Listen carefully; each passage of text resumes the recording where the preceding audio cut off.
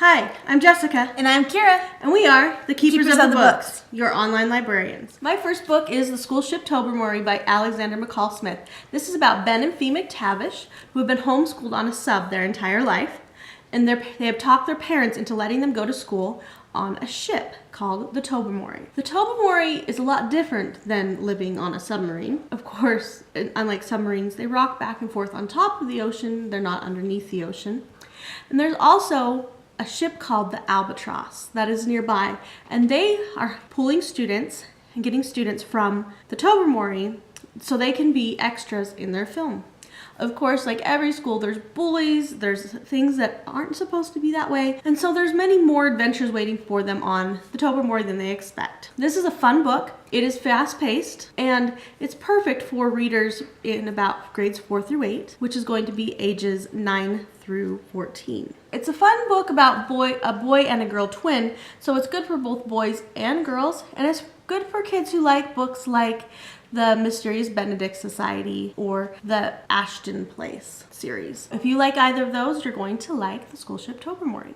The School Ship Tobermory is a review copy from Kiss the Book. Well, you can find Kiss the Book at kissthebook.blogspot.com and Delacorte Press. Our next book is Dork Diaries, Tales from a Not-So-Friendly Frenemy. This is book 11 in this series by Rachel Renee Russell. You'll remember Nikki Maxwell is the main character, and her friends, as well as her beau Brandon, go to Westchester Country Day Middle School. In this book, the school decides to have a student exchange with Northampton Hills Academy, and if Nikki Maxwell goes and does well, she could end up getting to go to Paris over the summer for a abroad program.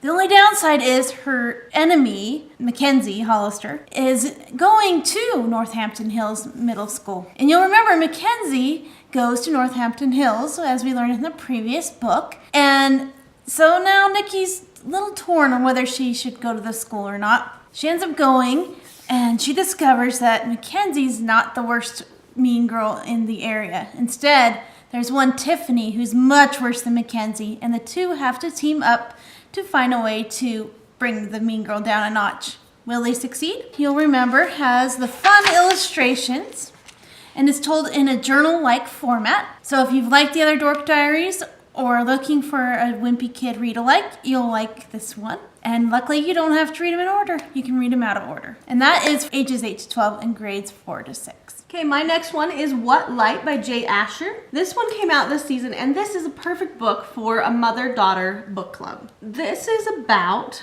Sierra. Sierra lives in Oregon, and her family runs a tree farm. And every Thanksgiving, they go down to California to sell their trees on a lot. Sierra's dad is very against Sierra getting involved with any of the boys that work on the lot. So she goes down there, and she's sad every year to leave her friends, but this year she meets a boy named Caleb. In the past, Caleb has made one big mistake, and Sierra hears rumors about it, but she doesn't know if it's being blown out of proportion or if it's real. And the other kids seem to stay away from him, but all Sierra sees is a very kind and generous boy who uses all of his tips from his diner job to buy Christmas trees for families who can't afford them and families in need. So, is Caleb really who he seems to be, or are the rumors true? This one shows you a complicated interpersonal relationship. It shows you the relationship between Sierra and her family, especially with her dad, and the trust issues with the family. It has very minimal language in it, no violence really, or any other content like that. So it's a great read for grades 7 and up. The younger than that, they probably aren't going to be interested in a mild romance like this. So that would be ages 12 and up. But it reads a lot like a Hallmark movie. So if you like Hallmark movies, this is what Hallmark would do if they made a movie about a teen girl instead of an adult woman in her 20s or 30s. This is the #1 New York Times best-selling author, Jay Asher, who wrote 13 Reasons Why. People really, really love his books, and I think this one will be no different. And it's a great book for him to write. It's a standalone. You only have to read one book. So again, it's a great read as for a mother-daughter book club, or even just a book club. Okay, this next book is Diary of a Wimpy Kid, Double Down. So this is the newest one by Jeff Kinney. Greg and his friend Rowley are back and better than ever and causing just as much Wimpy Kid trouble as they have in the past. So One of my favorite parts about this book is Greg, who has not been that into reading in the past, has suddenly taken a sudden interest in spine ticklers, including one assignment where he tries to figure out who I Am Spooky really is for a book report. So if you've liked the past Diary of a Wimpy Kids, you like the illustrations mixed with the journal format, you'll definitely want to pick up this one. This is definitely for ages 8 to 12 or grades 4 to 6, but a younger kid could read it if they can read on a 4th grade level. What I love about the Diary of a Wimpy Kid series, and I have to remind my teachers and parents on a regular basis, is these generally have a high Lexile level. There isn't a single one of them under 900 or 1,000. So they have a high Lexile level, but yet they have a younger content. They're wonderful for improving reading or for your high reader that's in a lower grade. So don't just throw them out with the bathwater, give them a chance. They are funny, and the audiobooks are great for family road trips. My next one is Mr. Max by Cynthia Voigt, who is a Newbery medalist author and has been writing since I was a young child. This is the Book of Kings. It is book 3 in the Mr. Max series, and it's illustrated by Iacopo Bruno. I really like the illustrations. They do add to the book, and that's Sunny. He's a dog who's in the book, and he does play part of the plot. This is book 3, and what I'm going to tell you may spoil a little bit of books 1 and 2, and remember that they're a good series, so you may want to skip ahead just a tiny bit if you don't want to spoil the first 2 books. Now, his parents, he's found where they are, and they need to be rescued. He and his grandma put together a plan to rescue them, but it's going to mean that he has to leave his business as Mr. Max, solutioneer, behind. Of course, he still has someone else helping him run the business, and there are other mysteries involved in the series, such as someone who hasn't fulfilled a contract at a hat shop. In order to save his parents, he has to get the attention of the king to help him. Otherwise, his mission has no chance of being successful. He's gotten more of the strange buttons in the mail, and we find out what those buttons mean in this book. We find out a lot of things, but with his parents being on the other side of the world, it's going to take an embassy to rescue them. So, wonderful book. As always, Mr. Max is fun, it's enjoyable, it keeps you reading. It's a great mystery, and Max is 12 years old, but it reads for ages 8 through 14 would be just fine, which would be grades 4 through 8. Your typical middle grade reader. There's no language. The violence is minimal, and it's stage play at that, and they let you know that it's acting. So there's not really a problem there. Of course, you still have the artistry involved in what Max does and in his plots. So it's a very enjoyable one. It does wrap up the series, and it's Alfred A. Knopf and kissthebook.blogspot.com did give us this review copy. So if you liked the Cat Royale series, you'll like that. If you're looking to go to the next level up from Nate the Great or other mysteries like that, this is a good place to go. And there's a main character that's a boy, and there's a character that's not the main character, but a secondary one who is a girl. So that might help interest a few more readers. Okay, this next one, Renegade by Antony John, is the 3rd in the series. So I do recommend you go read Elemental and Fireborn first, because this picks up where Fireborn left off. So Thomas and his brother Griffin are on a ship with their friends, and most of them are gravely injured, and they're on the run from their Uncle Derek,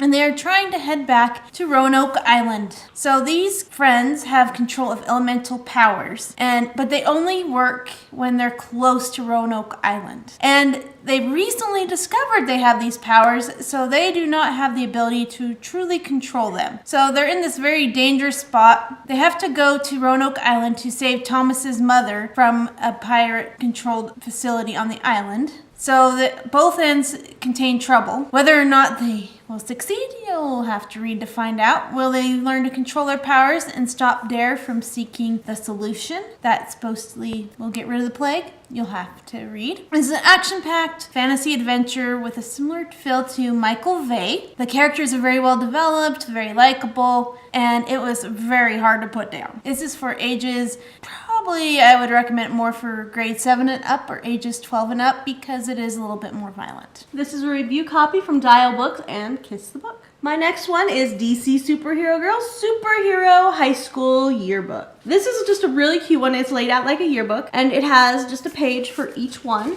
For the girls, it tells you their place of origin, their powers and skills, their specialty, their favorite food, and their fashion sense, along with a little bit about them and some cute pictures. For the boys, it's going to tell you all of the same things, including their fashion sense.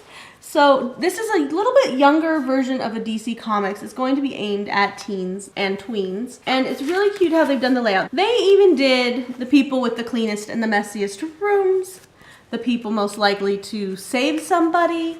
They covered the clubs. They covered the most disciplined. They covered classes. They covered the faculty.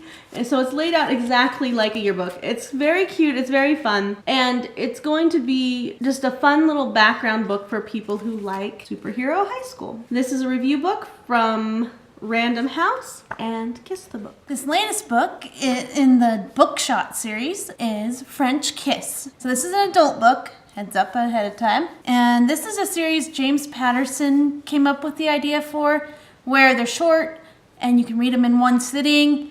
They're action-packed, no fluff scenes. And so this takes place in New York. Luc Moncrief is a detective coming from France, and he's on an exchange with the NYPD. And while he's there, his partner gets murdered and his current girlfriend also gets murdered. And he's starting to think that the case he's working on, they don't want it solved, whoever's behind it. Will it be his last case? Will he survive? This is a must-read for anyone who's liked James Patterson's previous books. Because it's so complex, even in the short amount of pages, it's definitely one you'll have a hard time putting down. This is from Little Brown and Company if you're looking for more bookshots. A Study in Charlotte by Brittany Cavallero is narrated by Graham Halstead. This one is ages 15 and up, or grades 9 and up, so high school, because it does contain language, violence, drugs, alcohol, and some sexual rape content, which is mostly off page, but it's still there. This is about Charlotte Holmes and James Watson, who are the great-great-great-grandchildren of Sherlock Holmes and Dr. Watson. Through a set of circumstances, they are brought to the same high school to meet. And of course, the Watsons have been serving the Holmes for quite some time, but it seems that there's some kind of disconnect there.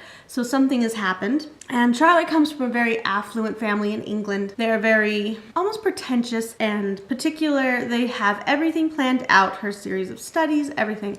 But she just cannot be what they want her to be. She has a drug problem and a very peculiar personality. It seems to make it so she doesn't have a lot of friends or contacts or acquaintances, but she does have an ex-boyfriend, and she has a guy who has raped her. You'll find out if they're the same person or not. And then there's James Watson, who is from a poor family in America. He's brought to the school because he has a rugby scholarship. So you have the two opposites, and they are brought together because they're both implicated as possible suspects in a murder case. The boy who has raped her has ended up dead. He was also an acquaintance of James Watson, and so how that plays together is kind of interesting. So they're both framed for murder. You have, of course, a Moriarty in there. They haven't gone away either. They're still all tied together. It's a very sequential solving of this mystery, and it is framed, of course, after one of the original Sherlock Holmes mysteries. If you liked Ripper or Jacoby, this is going to be a good novel for you. And Graham Halstead is a fantastic narrator. His voice really draws you into the mystery. The intonations and the character voices are really great. And once you start listening to it, you're not going to be able to pick the novel up and put the audiobook down because you're going to want to hear him pull you in and to bring you into the mysteries and the characters. And it's fantastically done. So again, this is a great book. Again, high school, just because of the content. Of course, if you like Sherlock Holmes or if you like Elemental, you might like this book as well. Graham Halstead is one of my favorite narrators, so I definitely recommend anything he narrates. All right, that's it for this week, and thank you for joining us. If you have read any books that you are really wanting to share with everyone, write it below in the comments. And if you have anything, we'd love to do reader's advisory. So if you have a book and you have some things you have liked, put that below and say you're looking for stuff that reads like that. We will find a book for you. You just have a question for a librarian, you can ask us that too. Up above, somewhere around here about now, you should see our icon. Please click on that to subscribe and hit like if you like it or share it with your friends. Thank you for joining us this week, and we will see you soon. Until next time, happy reading. Bye. Bye.